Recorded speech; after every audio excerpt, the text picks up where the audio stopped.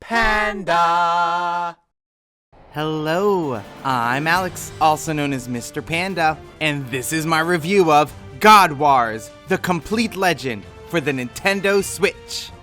God Wars The Complete Legend is an expanded edition of the 2017 game God Wars Future Past, a tactical role-playing game inspired by ancient Japanese myths. True to its subtitle, this collection includes not only the original game, but a significant helping of new post-game content that fans of strategy RPGs can enjoy. God Wars tells the tale of Kaguya, a girl whose mother sacrificed her sister to Mount Fuji to calm the enraged gods. Afterwards, Kaguya was imprisoned so that she could one day become the next sacrifice. Years later, a boy named Kintaro frees her, and she decides to search for her mother, who mysteriously went missing. The narrative of Kaguya's broken family is compelling, but the story slows down and dulls as more characters are introduced. Regardless, I appreciate that the characters and lore have roots in Japanese mythology. The game richly tells the story through traditional ink painting-based artwork, voice segments, and full animated cutscenes. I like the characters' sharp designs and 3D super deformed models. Although some of the English voices feel either forced or subdued, the Japanese language option makes that point moot.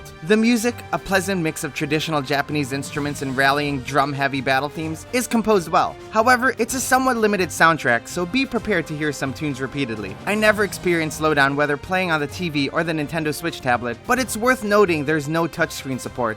Each battlefield is a floating 3D sandbox, only differentiated by terrain color, non-interactable buildings, and elevation. It's a basic design, but one that fits the classic tactical RPG gameplay. In a style similar to games like Fire Emblem and Final Fantasy Tactics, God Wars uses a grid and turn-based system. In every round, each warrior takes turns moving around the grid-shaped battlefield and performing an action, such as attacking or defending. They can also use skills, which run the gamut of strong magic spells, helpful buffs or debuffs, and crippling status effects. Victory conditions for most missions involve eliminating all enemies or a difficult boss, a structure which may wear thin over time. If you've played other tactical RPGs, God Wars probably sounds derivative, and it's true that there isn't much that sets it apart. That doesn't prevent it from being a solid iteration. In fact, it's how the game cherry-picks its strategy mechanics that suggests the developers focused on making this game work effectively, as opposed to breaking new ground. For instance, terrain, height, and direction are all factors that affect your strength and accuracy, which is common in this genre. During battle, characters inflict more damage if they attack from behind and above. You can influence this by deciding whether you move before or after performing your action, in addition to choosing which direction you face at the end of your turn. This opens up options for hit-and-run tactics or turtling strategies in which your party moves as a huddled unit. Skill activation is also well thought out. Instead of starting with full MP, you recover the necessary points to cast spells and special attacks every turn. Furthermore, there are secret skills requiring you to fill a shared flower gauge that can turn the tide of battle. Neither are original concepts, but it's nonetheless cathartic to patiently absorb damage, then unleash devastating attacks. Character progression is the biggest highlight. God Wars uses a job system, in which every character has a main, sub, and unique job out of a couple dozen. Your party members can switch effortlessly from one job to another, and you select which abilities to unlock through skill trees. While active skills don't carry over between jobs, passive ones like stat boosts and permanent effects do, leading to an enjoyable process of mixing and matching attributes. My biggest complaint is with the equipment shop, which oddly doesn't show you how weapons and armor will affect your stats. Instead, there's a convoluted system where you try on recommended clothes. Another inconvenience is that despite there being 14 characters to choose from, most story levels require 2 specific ones to always be in the party. As you can usually only bring 5 or 6 members into battle, it's a baffling limitation. I also like how death is handled in this game. There is no permanent death, and when a character initially falls during battle, you have 5 rounds to revive them before they retreat, leading to some tense moments where I was rushing to save my fallen allies. Also worth noting is the auto battle system. The AI doesn't make the best decisions, but they're competent enough for the dozens of side quests,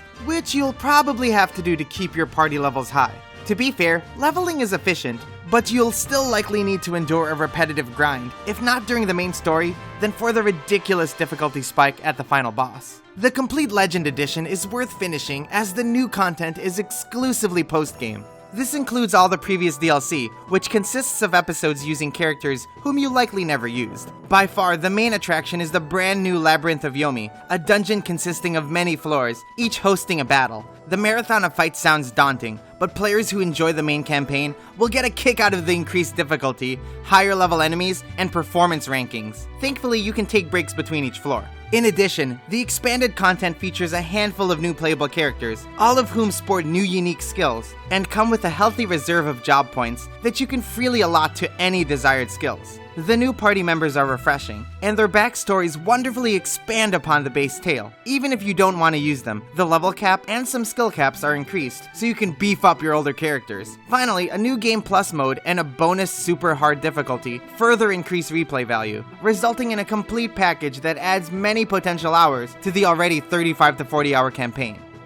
God Wars: The Complete Legend is a solid, albeit straightforward tactics RPG with a fascinating setting and a compelling progression system. The gameplay is admittedly unoriginal, but the turn-based battles are cognitively stimulating and exciting to play out. The game has its issues, including the repetition of gameplay and music, as well as frustrating difficulty spikes, and some middling side stories. Nevertheless, it's a great Switch port with meaty post-game goodies that will please fans of the original and enthusiasts of strategy RPGs. I give God Wars: The Complete Legend an 8 out of 10. Thank you for watching. If you liked it, it would mean so much to me if you gave this video a like and subscribe to my channel for more weekly in-depth Nintendo reviews. Your support helps me greatly. Please be sure to share what you think of God Wars in the comment section below. This was Alex, aka Mr. Panda, and until next time, bye bye.